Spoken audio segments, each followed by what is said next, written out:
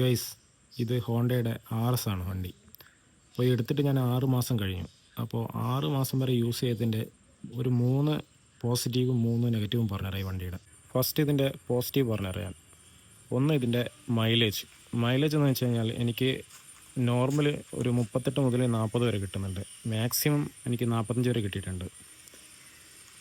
പിന്നെ രണ്ടാമത്തേതെന്ന് പറഞ്ഞു കഴിഞ്ഞാൽ ഇതിൻ്റെ എൻജിൻ നല്ല സ്മൂത്താണ് ഓടിക്കുമ്പോൾ. മൂന്നാമത്തെ പോസിറ്റീവ് എന്ന് പറഞ്ഞാൽ ഹോണ്ടയുടെ ബിൽഡ് ക്വാളിറ്റി, അതൊന്നും പറയാനില്ല, അടിപൊളിയാണ്.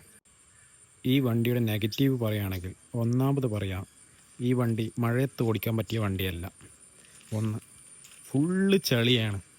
ഞാൻ അതിന് പകരമായിട്ട് ഞാൻ മഡ് ഗാർഡ് എക്സ്റ്റൻഡർ വെച്ചിട്ടുണ്ട്. ഇത് വെച്ചിട്ടൊന്നും ഒരു കാര്യമില്ല, നല്ലതായിട്ട് ചെളി അടിക്കും. രണ്ടാമത്തെ കാര്യം എന്ന് പറഞ്ഞാൽ ഈ മുൻപിലത്തെ ഹെഡ്ലൈറ്റ് രാത്രി കാലങ്ങളിൽ ഒട്ടും ലൈറ്റില്ല, റോഡ് പോലും കാണാൻ പറ്റില്ല. അതാണ് ഇതിൻ്റെ അവസ്ഥ. മൂന്നാമത്തെ എന്ന് പറഞ്ഞാൽ ഈ വണ്ടിയുടെ ഹോണാണ്.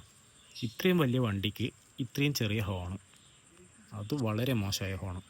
നിങ്ങൾക്ക് ഈ വണ്ടിയെപ്പറ്റി എന്താണ് അഭിപ്രായം? ഒന്ന് കമൻറ്റിൽ രേഖപ്പെടുത്തുക.